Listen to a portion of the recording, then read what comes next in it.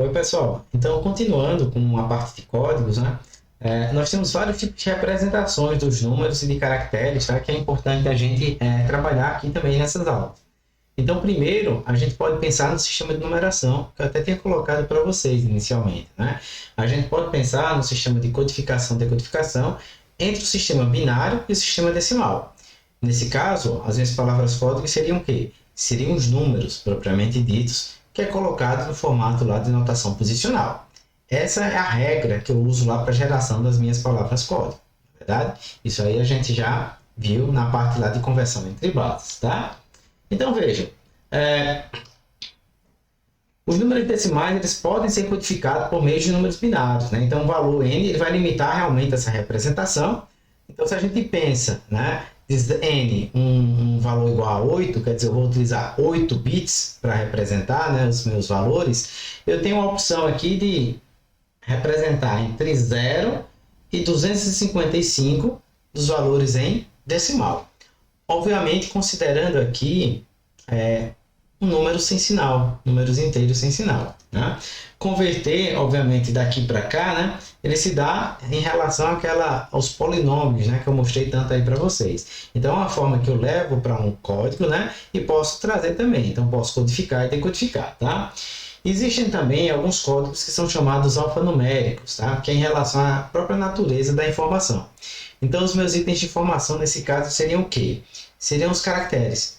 Letras, dígitos, sinais, entre muitos outros. Por exemplo, quando você está digitando no teclado, quando você está lendo informação, né, isso tudo está codificado. Está codificado de forma que o computador ele consiga representar, né, consiga armazenar essa informação. Então, as palavras códigos ela é feita a partir de um alfabeto numérico, que é representado ali em binário, utilizando o meu alfabeto binário. Né? E os códigos alfanuméricos para caracteres nós temos vários. Entre eles, olha, nós temos esses dois aqui, o BCDIC e o EBCDIC, que são da IBM, o ASCII, né, que é da ANSI, e o Unicode. Esses dois últimos aqui eu acho que vocês já trabalharam. Né? Então, olha só, deixa eu pegar aqui uma tabelinha do código ASCII e eu consigo mostrar para vocês, para que vocês entendam como isso tudo é organizado. Tá? Então, vamos lá. Deixa eu abrir essa figura aqui. Olha só. Para cada caractere que eu tenho, tá certo? Plota aqui, CHR seria o meu caractere, né? Eu tenho um código associado, que aqui ele coloca a representação, nesse caso, em decimal, em hexadecimal, em octal. Aqui é um padrão que eu uso para representação em websites, né? No meu HTML. E aqui o caractere equivalente. Então, por exemplo, toda vez que eu armazeno um A maiúsculo, tá? Usando o código ASCII, eu estou armazenando a informação 41 em hexadecimal. Ou seja, né? 41 na base 16, isso aqui é 0100, que é o meu 4 com 4 bits, ó, e depois 01. Legal? Então, olha, ele provê informação aqui, né? E provê informação, obviamente, em decimal também, tá? Mas provê informação em octal. E, de fato, se vocês pegarem isso aqui e dividirem, né? Em 3 bits, ó, vocês vão observar que aqui é 1, aqui é 0 e aqui é 1. Né? Então, isso aqui seria informação na base 8, 101. Legal? Então, vocês vão encontrar essas tabelas onde você tem tanto a codificação para letra maiúscula quanto para minúsculas. Elas são diferentes, tá? Entretanto, olha só, da maiúscula para minúscula, vocês vão observar pouca diferença em relação ao bit em si. Né? Isso aí foi bem organizado, tá? Ó, o A maiúsculo é 41, o A minúsculo é 6161. Então, se o 41 é 01, 000, né? 001, você tem que o 61 seria quem? Primeiro, o 6, 0110, né? Depois você teria o 1, que seria 0001. O 41, deixa eu colocar aqui embaixo para ficar 000001. Legal? Então, olhem só, maiúsculo para minúsculo. Pegue o B, ó. 4262. O C, 4363. Vocês estão verificando que está mudando apenas o primeiro número, não é? Então, eu estou mudando apenas esse bit aqui, ó, entre maiúsculo e minúsculo. Não é? Legal. Então, vejam. Unicode tem um código à parte, eu peço para vocês olharem, tá? Vocês vão encontrar na internet, é um código também aberto, e que às vezes a gente tem texto, né, arquivos que são codificados nesse tipo também de código, né? De código, tá? Legal. Aí nós temos códigos para números sem sinal, né? Isso aí são vários aí que a gente vai tentar trabalhar.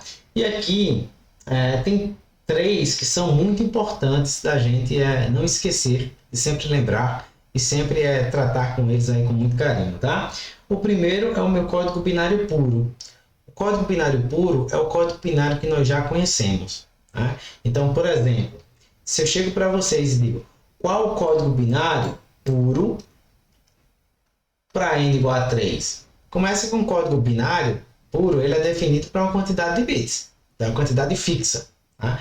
Aí você vai me dizer, para n igual a 3 eu tenho as seguintes palavras código: 000, 001, 010, 011, 100, 101, 110 e 11.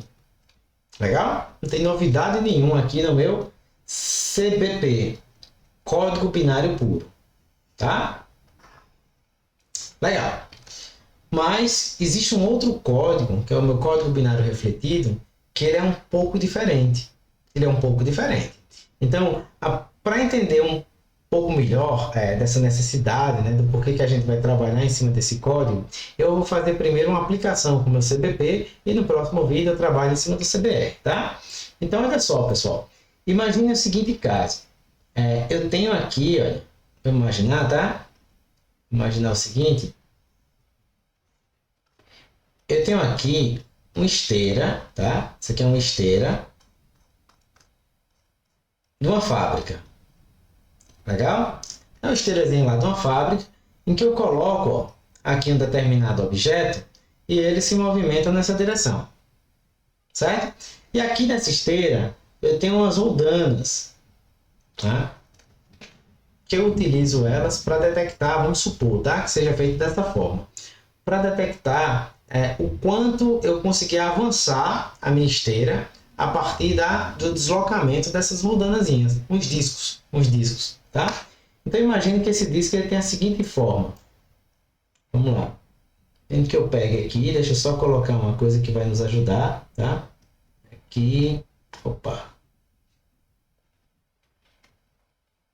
Ink to Shape, né? Isso aqui ajuda bastante nesses casos.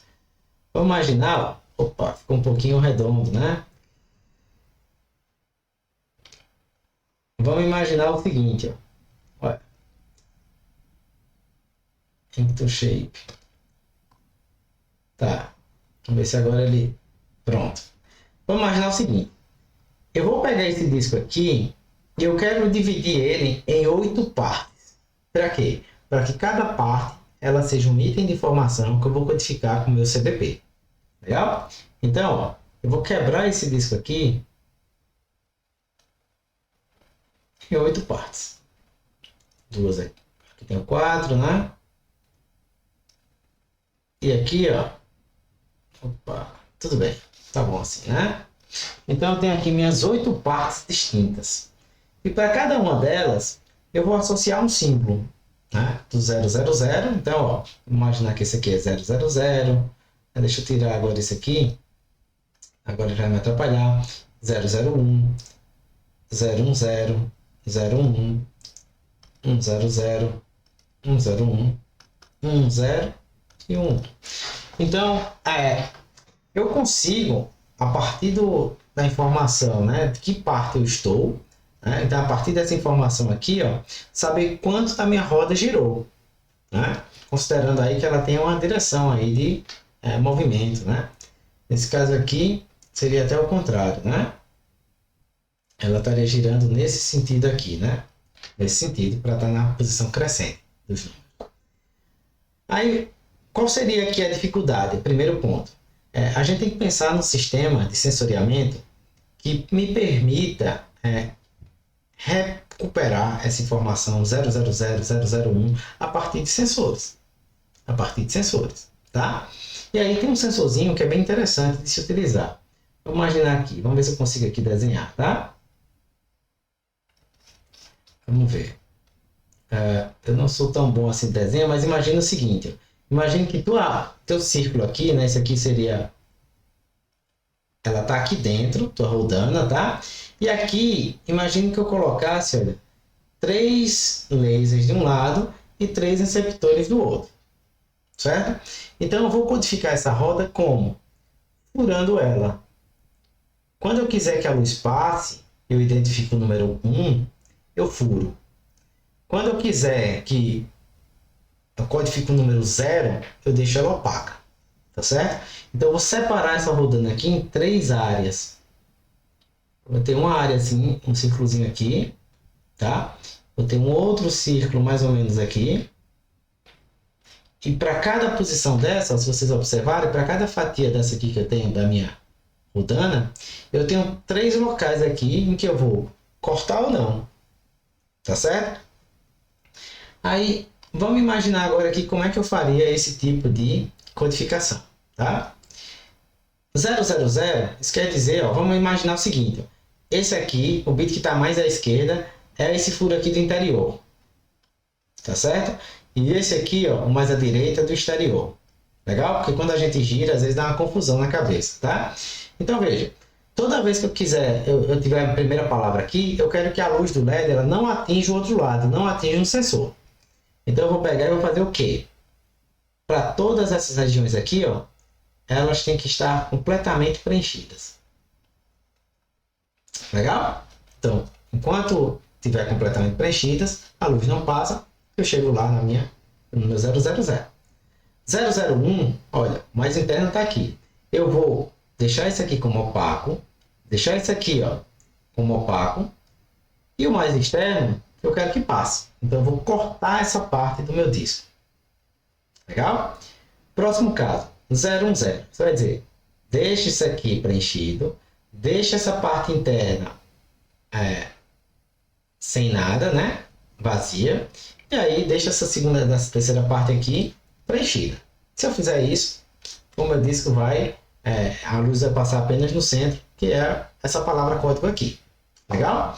Próximo caso, eu quero que o interior, lembrem, esse cara aqui da esquerda é esse círculo interior, tá? Então, eu quero que esse cara aqui esteja preenchido e os outros dois estejam abertos, para que a luz possa passar. O próximo caso, o meu interior ele tem que estar aberto, né? E os dois aqui tem que estar fechados. Né? Depois, ó, esse cara aqui, o interior e o exterior abertos e o do meio aqui, ó, fechado. Próximo, eu vou fechar quem? Esse é interior, lembrem sempre da posição, por isso que eu disse que pode causar confusão, né? E esse aqui é do exterior. Então, ó, o exterior está fechado, né? E os dois de dentro aqui, ó, estão abertos. Né?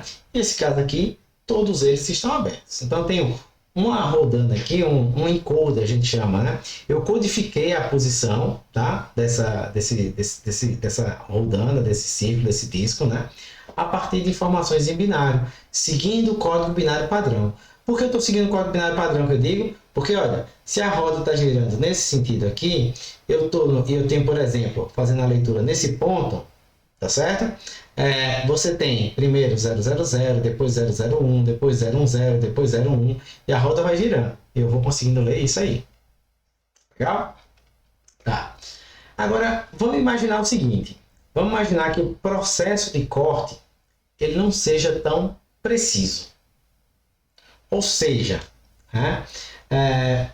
Se eu chego aqui, olha, pessoal, e faço uma leitura e identifico que eu estou nessa posição, eu não tenho dúvida. Eu estou lá com 000, eu sei ali dentro dessa margem de erro, né? Eu sei em que posição eu estou. Agora, se o corte não é preciso, isso quer dizer o quê? Que esse corte pode não ter sido feito exatamente sobre essa linha branca. Ele pode ter sido feito ou um pouquinho para cá, ou um pouquinho para cá. Legal? É só nas divisas que isso vai acontecer. Aí, veja. Se eu leio aqui agora, Aí você vai dizer, depende. Depende de qual foi o erro que aconteceu. Se não aconteceu erro, eu leio 000. Se aconteceu um erro que eu preenchi até aqui, eu leio 000. Mas se acontecer um erro em que o corte foi feito aqui, ó, eu vou ler 001. Aí vem, esse erro é aceitável? Você vai olhar e vai dizer, sim, porque está muito próximo do 001, da região do 001. Não é verdade? Aí você diz, tudo bem, eu aceito esse tipo de erro. Legal. Aí a gente vai continuar aqui, vamos verificar nos outros casos. Olha, se eu ler aqui, vai acontecer uma coisa muito parecida. Se você errar para mais, você vai ter 000. Então, ó, se antes estava em 000, na próxima leitura vai continuar na 000. Como é uma região vizinha, você vai me dizer que o erro é aceitável também. Legal? Agora imagine o segundo caso aqui. Ó. Imagine que aqui eu cortei cada um desses cortes. Ó. Lembra que ele pode ser para mais ou para menos. Para mais ou para menos. Aí olha só, que interessante, né? Vamos dizer que a tua próxima leitura ela aconteceu aqui. O que acontece aqui? Se tu teve um erro nessa rodando aqui de dentro, tu estava, por exemplo, na primeira leitura tu fez aqui, aí disse, eu estou no 001. Aí depois de um tempo, tu fez a próxima leitura e chegou aqui. Se o corte foi feito sobre essa parte azul desse disco do centro, tu vai ter o que aqui? 0, 1, 1. Você vai me dizer, isso é aceitável? Dizer, não, eu pulei 1. O erro já foi muito ruim. Não é verdade? Agora notem, se isso aqui ó, tivesse errado também, tivesse para cá, o que aconteceria?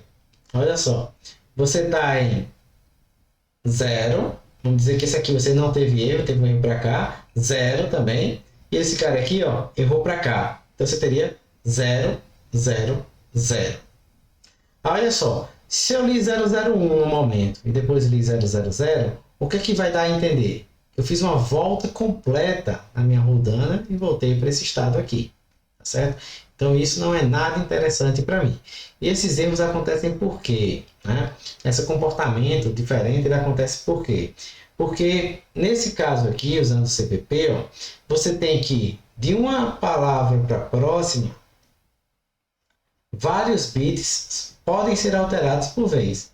Daqui para cá, ó, eu tive um bit alterando, né? Daqui para cá, ó, foram 2 bits. Estão observando? Daqui para cá, 1 bit.